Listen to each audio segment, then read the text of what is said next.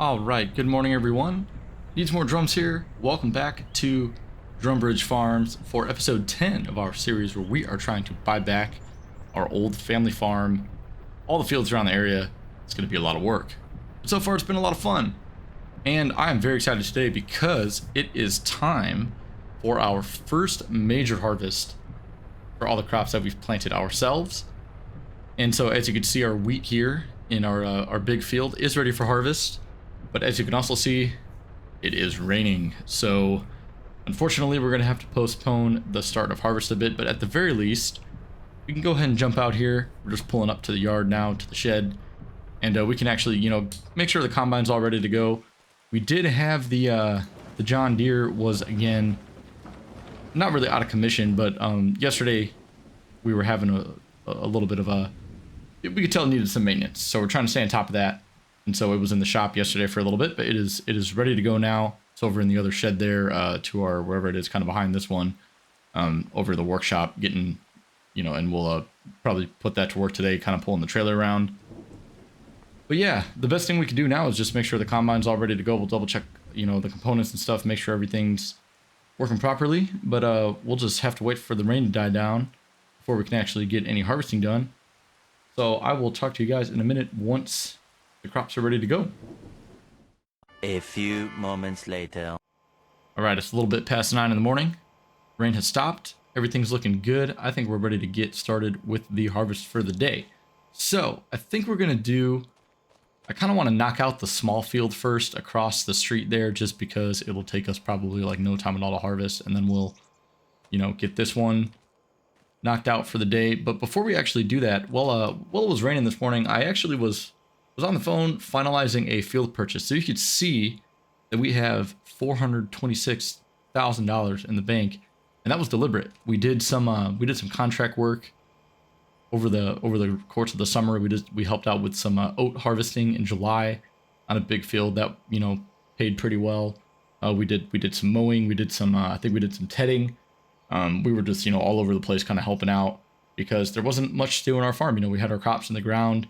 We didn't need to do any more spraying or anything, so we decided to be smart about our time and spend, our free time kind of still making some money and doing some work and helping out our neighbors. So we made a lot of money. It's time to reinvest that into the farm, and I want to buy. Well, I guess we are going to buy that field right back there. I think it's field 7. Let's go ahead and jump on the map here, and I'll show you guys what I'm talking about. So you can see we own field 5. That's our wheat field. The one right above it here, just in the north, field 7.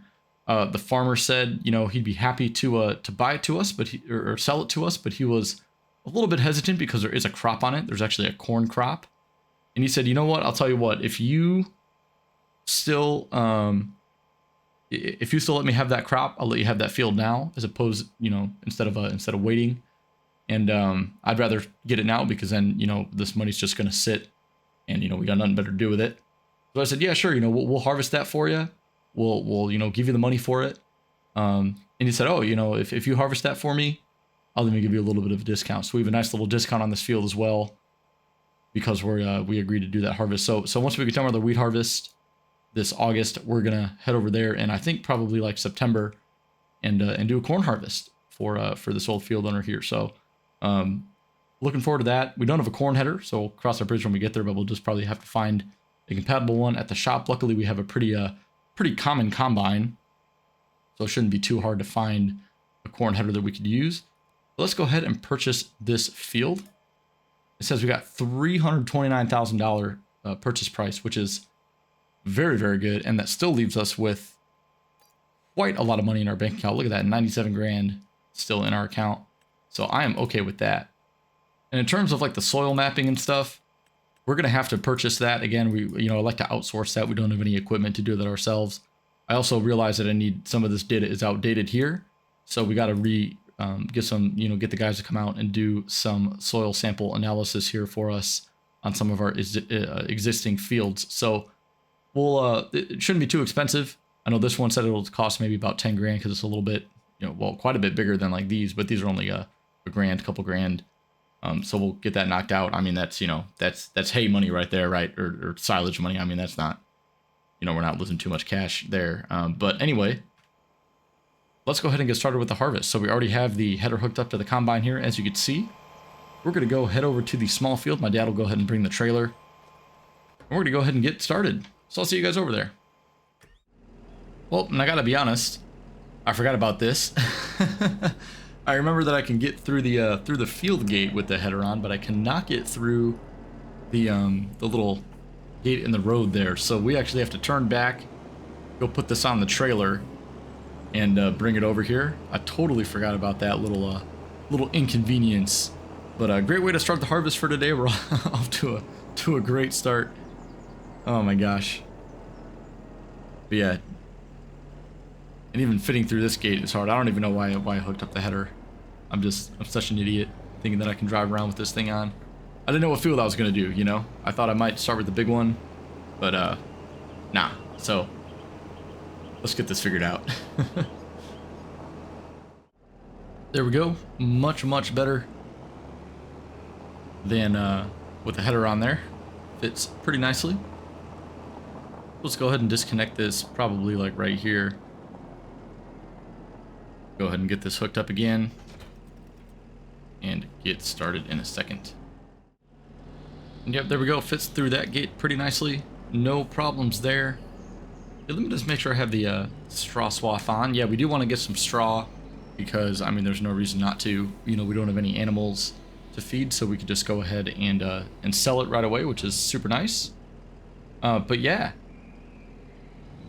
I think this is going to be the only the last time we plant a crop on this field. Now that we got that other bigger one, I think those are going to be our primary crop fields. This one, we're going to turn this into a grass field. I think, you know, it's kind of hard to get over here. I think our grass, you know, we got some grass fields around this. It would just make a lot more sense to do that. You can see we have our guidelines here for us. I think I am actually going to go ahead and use the GPS here. Even though this is a small field, it just makes things so much more convenient. But yeah, and then speaking of, you know, what to do next about this field, it's time to invest in some new equipment. We have the bank balance for it. There's been a couple of things that I've had my eye on and that we need to get for the farm. Two of those things are a new seeder and a new tractor. And I know that we've been talking, you know, I've been asking you guys a lot of questions about, you know, kind of what to do next, and probably been taking a lot of polls as well. But, you know, this is kind of the big one, right? So I'm not sure. Actually, I am leaning more towards getting a seeder, I think. You know, we do need something that's a bit bigger, especially now that we have those two fields. And granted, planting season is not until the spring. But we will get one more silage harvest in before then, and we will sell this wheat crop over the course of the winter, so we should have even more money saved up, and I'll pay off our baler trailer as well, or bale trailer, or you know, that transports all the round bales that we bought not too long ago. I'll probably just pay that off, so that leaves us a little bit more room to finance something a little bit more expensive. And I think in terms of seeders, I'm looking at something that's there's this Horsch one that I've got my eye on. It's a direct drill. And it's 6 meters wide as opposed to the one that we have now, which is only like 3 or 4 maybe. But either way, it's going to be so much nicer to have that 6 meter wide seeder, and it's got the direct drill capability, so we don't even have to cultivate beforehand. So we'll keep our cultivator for now because I kind of don't intend on getting rid of our other seeder either. I think having 2, you know, won't be the worst thing because you never know when we might need a little bit. But yeah, so I might go with that, and then we'll see what happens there. But the other option is get a new tractor, and I'll leave it up to you guys which one we do first. And I think I put a poll up already about what type of tractor we should look for, whether it's, you know, kind of a used one that's a little bit older, or a new one that's maybe smaller but newer, or something that's, you know, got a little bit more horsepower but is a little bit older. So that's kind of the balance that I'm kind of weighing against here, right? Do we want something with a little bit more power, a little bit cheaper, and risk, you know, reliability, or do we want something, you know, that's definitely more modern but a little bit smaller to be used for like some grass work, you know, some spraying and such. I think it would just help to have a third tractor on the farm, which how much we actually have to do around here. And a lot of it, you know, doesn't require a ton of horsepower and a ton of, you know, big equipment other than like the seeding and maybe the baling. But like even the baler is, I think it's like a 100 horsepower baler or something. So nothing too crazy. But yeah, just let me know what you guys think. I'll leave another poll up for you guys to vote on, you know, to decide if we should go with the seeder or the tractor first, and then I'll take into account your input on, you know, what type of tractor we should get based on the last poll that I sent out. So thanks again for all your guys' input. It really helps to get some, you know, second opinions, especially when we're dealing with some big investments like that. But anyway, with all that being said, I'm going to go ahead and stop talking now. I'm just going to go ahead and jump into a little bit of a time lapse. We'll finish up this field very, very quickly and then move on to the bigger one. So I will see you guys in a little bit.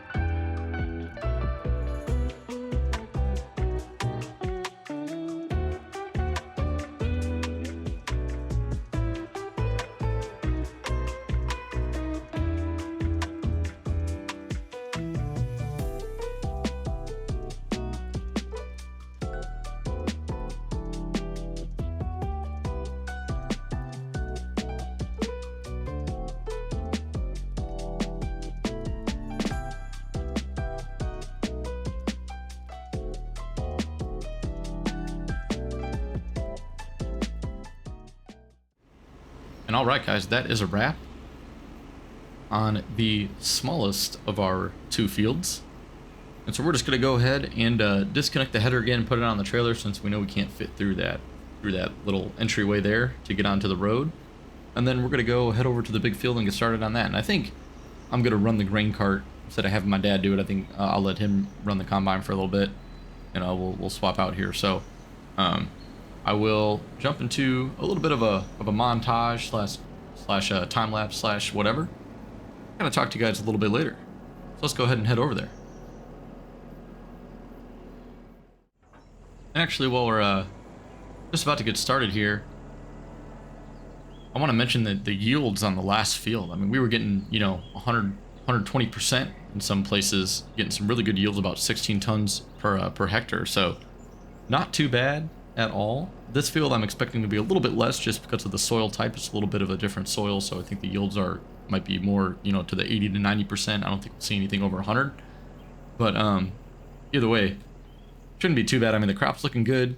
You can tell, I mean, there's no weeds in here, but yeah, look at our potential yields are probably more around 8%. So we'll see what we end up getting out of this field. But yeah, wait for my dad to get over here, get started, and we're gonna go ahead and get this field harvested. Hopefully it shouldn't take us too long. I know it's already 1 o'clock, but you know, we had a little bit of a late start to the day, so let's go ahead and get this done.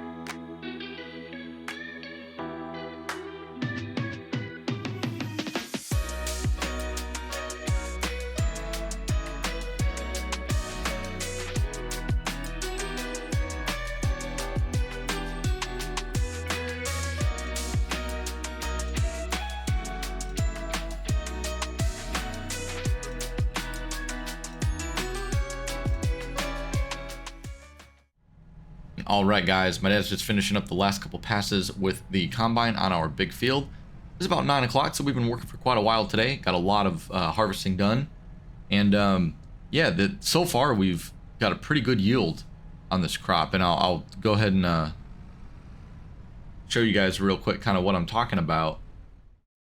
Yeah, so if you look at the yield map here from our precision farming data, you could see like the differences compared to the existing yield. So you'll see like this is the unharvested part of the crop right now. So this is from the last yield that that we had, which actually we didn't even have a cereal crop or anything. We just had like grass. So this was just the last yield of the field. You could see that we did really, really well, like for a big portion of this. And some of the, the yields change depending on the soil type.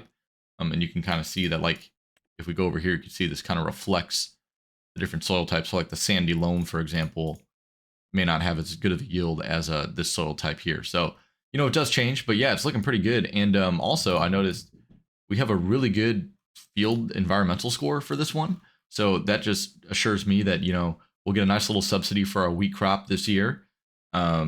We got we did really well in terms of, just applying our fertilizer and our lime correctly. We got really good nutrients out of the soil.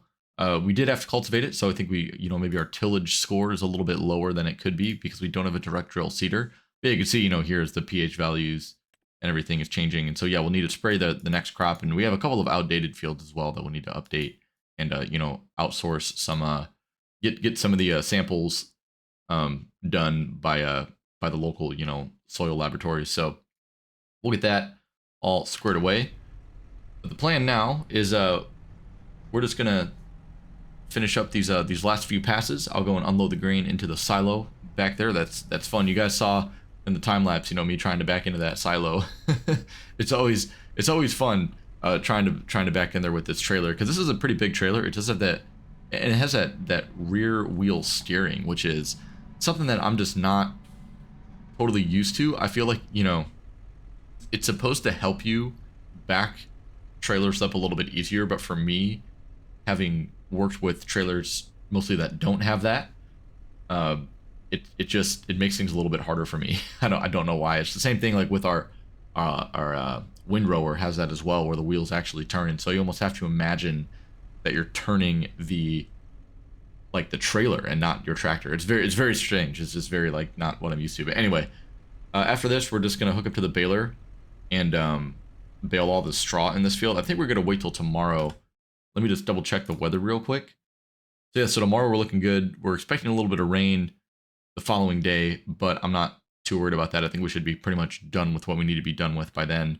So yeah, I just want to get the straw baled. We'll just go ahead and sell that. And I'll probably just do all that off camera. I don't imagine that you guys need to see me, bale and sell straw again, because I'm sure I've shown you guys that before, and it's kind of the same deal. But yeah, and then speaking of kind of long term, I think I'll probably just bring you guys in, honestly, maybe for the last grass harvest of the year, but if not, then maybe just in the new year, maybe just in the next planting season, because I'm going to get that cornfield harvested for, since we bought that field and there's still, the old owner's crop on it. So I want to make sure that, he gets that, and we'll get that harvested, get that delivered to the sell point. Let's see if it's going to let me do this. Excellent. Okay, I was hoping it wouldn't like pull off to the side. Beautiful, beautiful.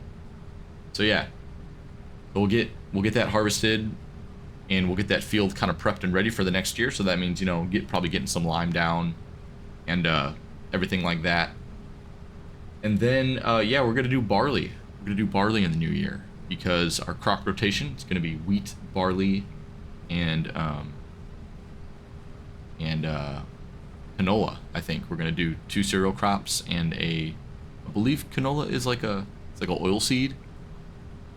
Is what the kind of the general term is. So I've done a little bit of research in crop rotation for this part of the world, and I think that's a pretty common one, is to do kind of a couple cereal crops and then like a oil seed in there, and that should be pretty good. It's not like, where I'm usually used to being around like the Midwest in the United States, where it's very much corn and soybeans, and maybe a little bit of winter wheat here and there to switch things up a bit, but pretty much it's corn and soybeans, every season. So a little bit different here, but I like it. I like these cereal crops. You get good yields from them. They look just really like a golden field of wheat. Just looks really good. And this was a great year for us. Great first harvest. And then still make sure to check out that poll about I'm going to put up a poll about our next tractor purchase. So I'm thinking about getting a better seeder and about getting a new tractor. So we'll see how well the harvest does for us this year. We'll probably be able to hire purchase a couple things. We have a lot of money in the bank. I think we're making plenty of cash with our grass harvest every year. We're making plenty of cash to sustain a couple of monthly payments. I'm not going to go too crazy. Maybe I'll pay off the bale trailer once we get a tractor or a seeder. I don't want too many monthly payments going on here, but a couple won't hurt, especially on tractors, because those are really expensive, and I don't want to dish out 200 grand on a tractor or something when I could put that towards another field. So yeah, let me know if you think it would be better to do something used but with a little bit more power, so arguably a little bit cheaper, but we can get something a little more powerful, or if we should get something newer and a little bit more modern but probably a little bit smaller, which would be might be looking at like a similar price point. And it would be nice to have a newer piece of equipment on the farm. This tractor is getting kind of old. Maintenance is getting a little more regular with this one, and then we have the Fendt that's used as well. So maybe something a little bit smaller and newer might not be bad, like a smaller John Deere or something. But yeah, I'm curious to get your guys' thoughts. Something to help with the grass work. Run the sprayer, just like kind of easy jobs like that. Maybe we'll get some with a front loader. But yeah, I've been talking for a while, as I usually do. Not much to do, and you're just kind of sitting here waiting around for the combine.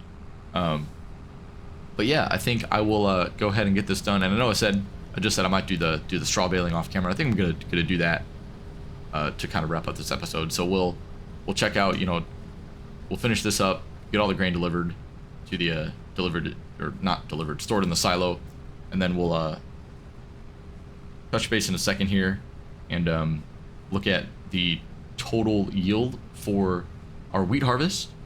And then we'll get started with the straw baling in the morning. So I will talk to you guys in a little bit. And all right, we got the baler hooked up. We're gonna use the Fendt for this for a change, switch things up a bit.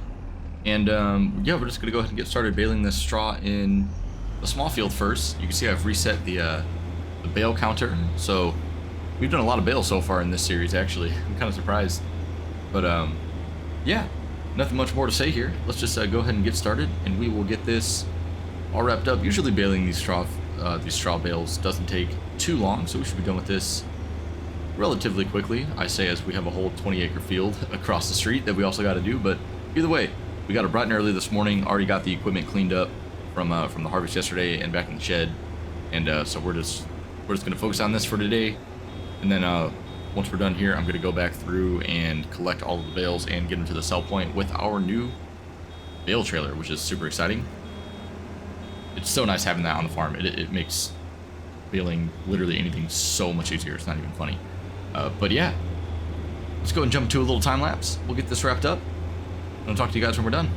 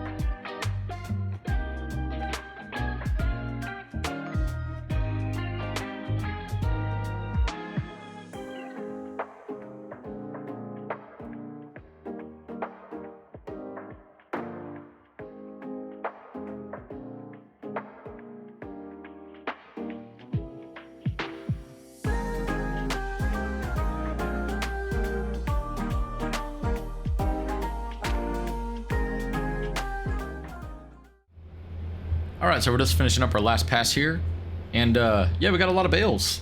Currently we have 68. We'll see if we can get another one, but I doubt it. But that's both of the fields, so we got 68 straw bales.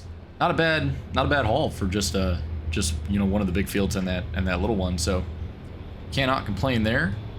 But yeah, we're gonna go ahead and actually, you know, we could probably just unload this bale even though it's not finished. I'll go ahead and do that. Let me, nope. There we go. Perfect.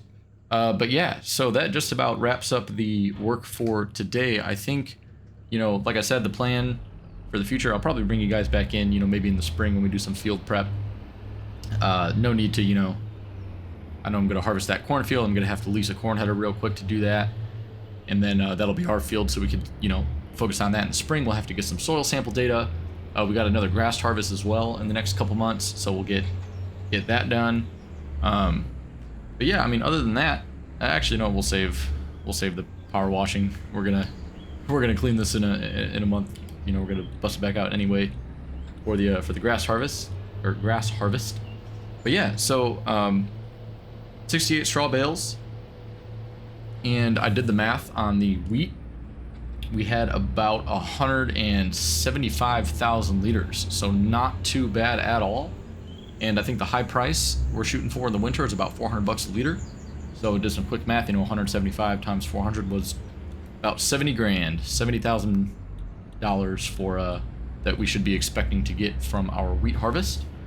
So, you know, not a ton of money, but for one field and that small one, I'm not going to complain about that. And so, you know, next year we're going to pretty much practically double that, because we'll have what is our newest field that we just purchased that currently has the corn on it. So that'll be in the crop rotation next year. I think we're going to do some barley. Like I said, we're going to do probably wheat, barley, and then canola or some kind of, you know, oil seed. I think that's the only one we can really do. But anyway, with that being said, I think we're going to go ahead and call it an episode here for the day. So I will see you guys in the spring. Go ahead and check out that poll again to, you know, help me decide what to do about our next tractor purchase, and what we should, you know, maybe start thinking about doing with a new seeder and stuff like that. So we'll keep an eye on the market, see what's available. But in the meantime, hope you guys have a great rest of your week, and I will see you guys in the next video. Peace out.